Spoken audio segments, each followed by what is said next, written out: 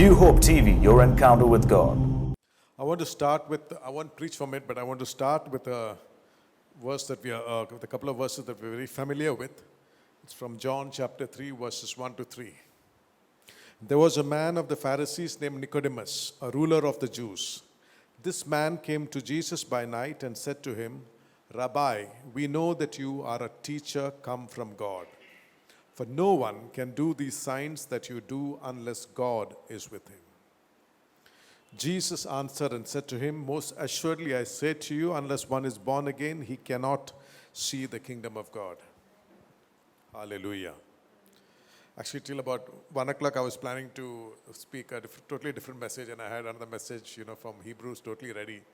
But then I was reading a book by Derek Prince, and then I just felt that the Lord just wants us to go back to the basics, simple salvation message. So I've just, put down a few thoughts from the book and from, whatever the Lord has given me, and I hope it's a blessing. Some years ago, we went to Singapore and we wanted to eat crab. And then, when I was doing my research, I found that there's a place called No Signboard Restaurant. No Signboard Restaurant. I think a long time back, somebody, this restaurant must have been very good. And there was no name, so people started calling it the No Signboard Restaurant. And that's how I think it's called even now, No Signboard Restaurant. It's very good, by the way. So I was thinking of calling titling today's message, the No Title Talk. In fact, then I thought, no, I shouldn't call it that.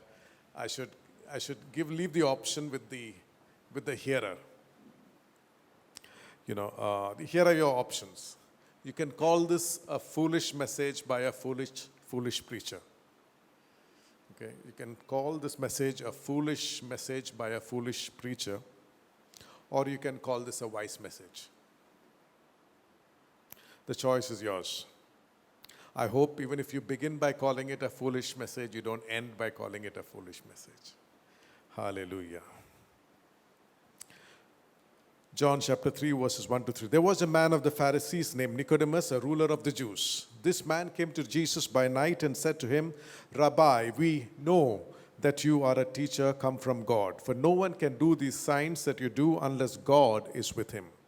Jesus answered and said to him, Most assuredly I say to you, unless one is born again, he cannot see the kingdom of God. We've all heard from John chapter 3 and Nicodemus's, exchange with Jesus from the time we can remember. I've spoken about it also quite a few times.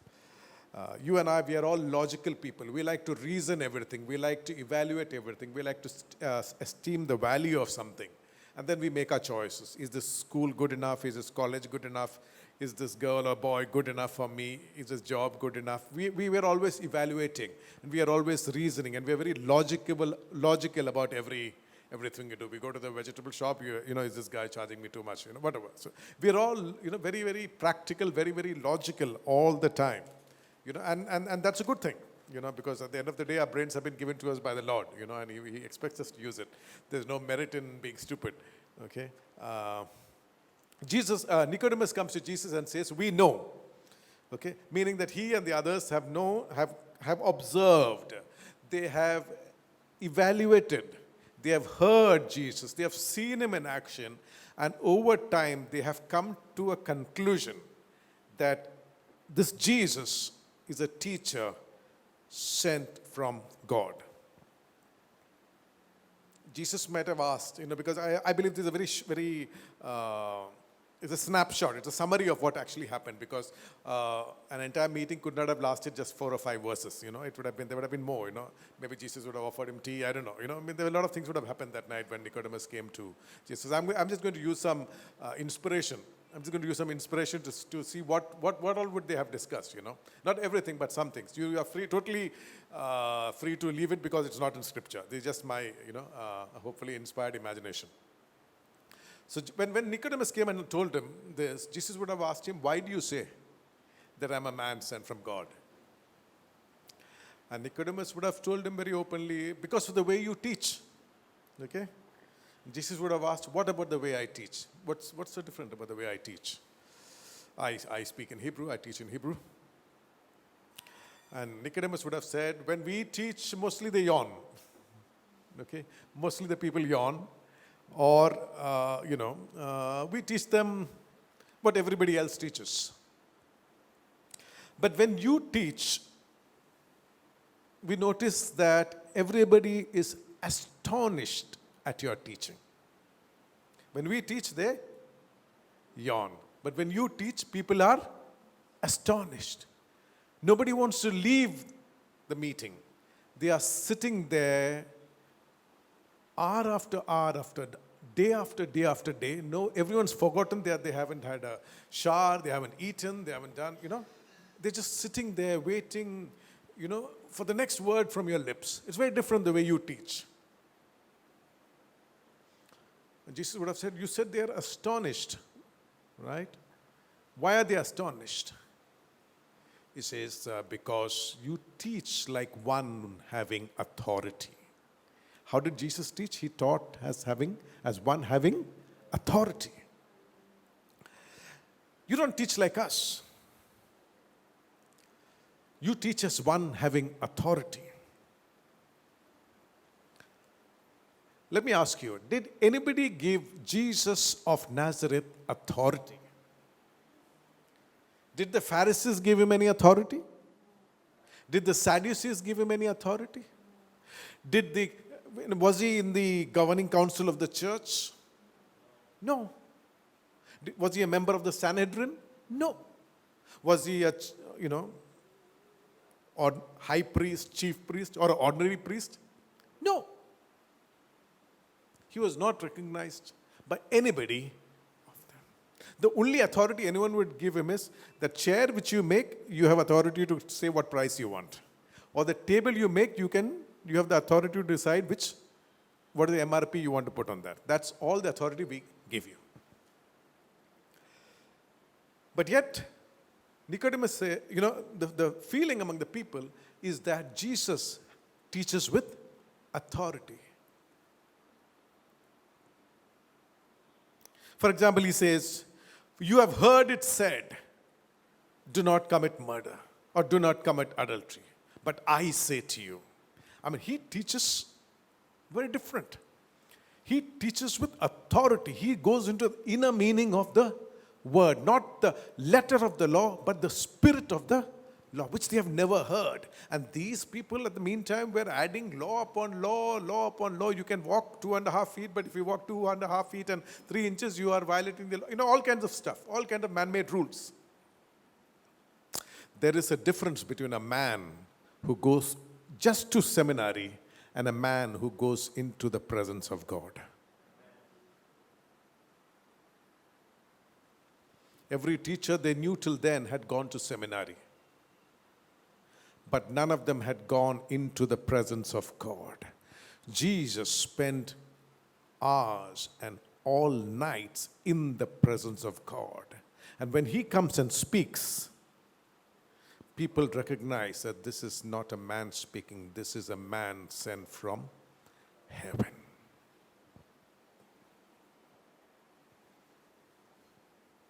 That's the difference between a person who, when he has the Holy Spirit speaking, and a person who just knows something about the Bible speaking.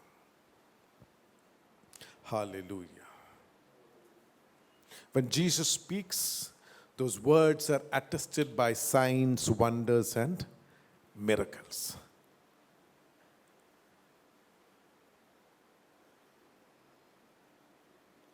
Nicodemus is saying, we know.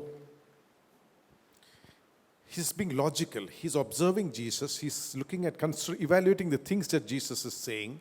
He's looking at the manner in which Jesus speaks, and he's looking at the things that are happening, and he says, we have come to the conclusion that you are a man. It's a logical conclusion. But Jesus is saying, I don't want your logic.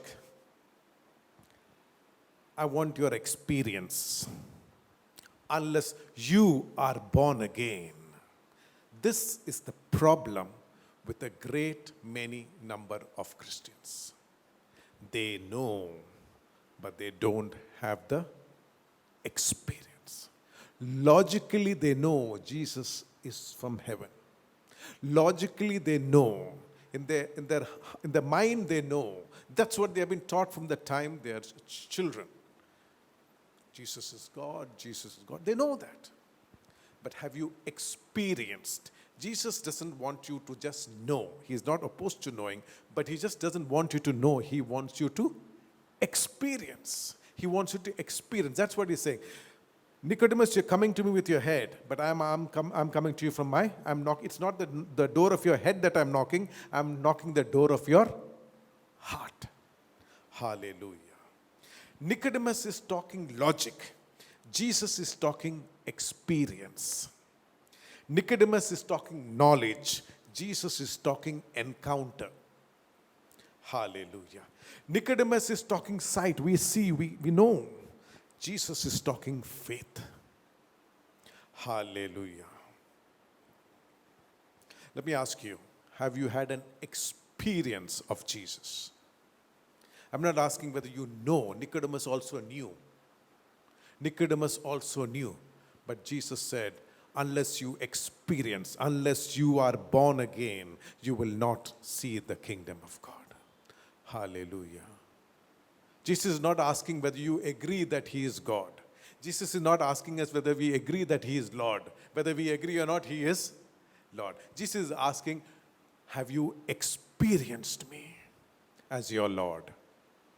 He's not asking whether we agree. He's asking whether, have you experienced me as your Lord? Do you know me as your Lord? Hallelujah. You know, there's an amazing, it was quite interesting, which I discovered today. Second letter of Paul to Timothy, chapter 3, verses 1 to 5. But know this, that in the last days, perilous times will come. For men will be lovers of themselves, lovers of money, boasters, proud, blasphemers, disobedient to parents, unthankful, unholy, unloving, unforgiving, slanderers, without self-control, brutal, despisers of good, traitors, headstrong, haughty, lovers of pleasure rather than lovers of God.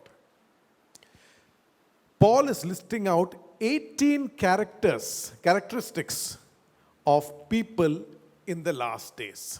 And we see all of that today, right? 18 characters. 2 Timothy chapter 3 verses 1 to 4. 2 Timothy chapter 3 verses 1 to 4. So there are three, and then among that he categorizes three main things that will describe people. A, they will be lovers of themselves. I, me, and myself. 2, they will be lovers of money. And 3, he says, lovers of pleasure.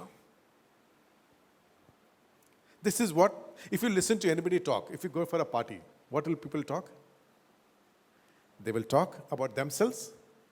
They will talk about money, right? Or, basically, they'll talk about pleasure. This is where I went for my holiday, or this is, the roads are not comfortable to drive. It's, everything about the self. These are three things. Have you ever heard anyone talk about anything else? Me, my wife, my children, my husband, whatever, right?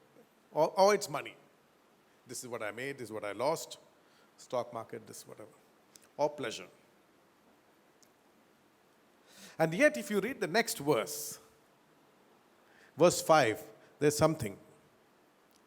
In spite of being people who have those 18 characteristics, all negative characteristics that we heard earlier, and being lovers of themselves, lovers of money, and lovers of pleasure, it says they have a form of godliness. In spite of doing all this, people love religion. People love the idea of a God. It's not that they've suddenly all become atheists. They have a form of godliness. Everybody is seriously religious. Everybody is seriously after some form of godliness. They're not saying there's no God. They will go to church or wherever and they'll do their thing, right? They're not denying godliness. They're not saying there is no God. They say, thank God. Everybody will say that, right? The form of godliness. But it says there, they deny its power. From such people turn away. Denying its power means what? Jesus said, you shall receive power when the Holy Ghost has come upon. Denying its power means you believe in a gospel, you believe in a Bible without the Holy Spirit. I mean, because it's there in your, whatever they show on the screen or in your printed book, you say, in the name of the Father, the Son, and the Holy Spirit. I mean, so you're not ignoring him totally, but you're not denying that there is a person called the Holy Spirit. You're denying the power of the Godhead. You're denying the power of God with the normal forms of godliness. If the Holy Spirit were there, when you sit in church, you will be convicted. Right? Something or the other will convict you. Yes, I need to do this right. I need to get my life in order. This is something which I need to correct. I need to say sorry. Something, right? If the Holy Spirit is moving, if the preacher is preaching under the anointing of the Holy Spirit, there will be a conviction. There will be a convicting. Because Jesus said, when he comes, he will convict the world of sin, of righteousness, and of judgment. What is sin? The Bible gives a definition, 1 John 5:17. All unrighteousness is sin. All unrighteousness is sin. So everything is either sin or righteousness. Everything we think, do, or say is either unrighteous or it is sin. One of the two. There's nothing in between. Half righteous and half. All unrighteousness is sin.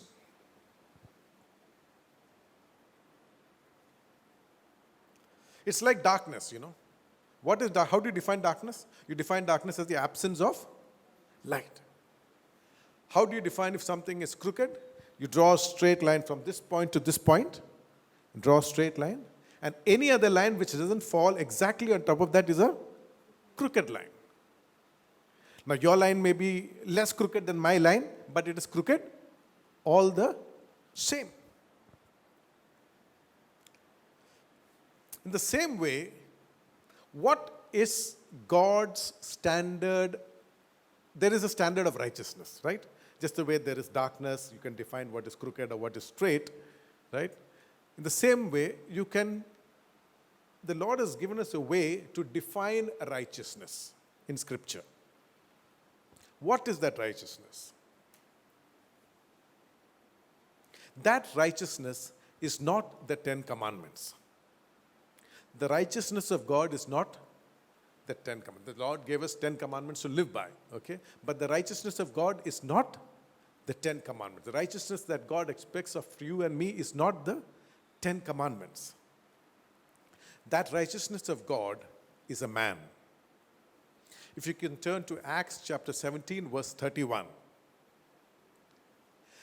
Acts chapter 17, verse 31. Because he has appointed a day on which he will judge the world in righteousness by the man whom he has ordained.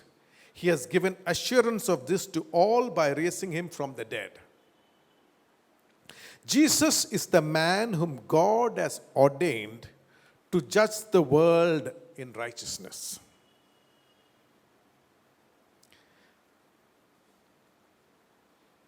He is the one whom the Lord has appointed and destined for that task of judging the world in righteousness. And it says in another version, he has provided credible proof to everyone by raising him from the dead. Another version says he has given conviction and assurance and evidence to everyone that by raising him from the dead, Jesus is the one who's going to judge the world in righteousness. That means Jesus is the standard of righteousness. Jesus was born, he came into the world, he lived, and he died. His life is the standard of human righteousness. Is that clear? Jesus' life is the standard of human righteousness. How do we know that standard? We know it from the Bible, especially the New Testament. So every aspect of a life that does not measure up to how Jesus lived is, we are falling from the standard. That means we are unrighteous, right? If we do not walk and talk and think as Jesus did, we are being unrighteous in that particular area. So our lives at the end of the day will be measured by how we have lived according to what Jesus has shown us. We spoke briefly about sin. We'll come back to all this a little later, but we spoke about sin. We spoke about righteousness. And then there's a third aspect, which is called judgment, right? What is judgment?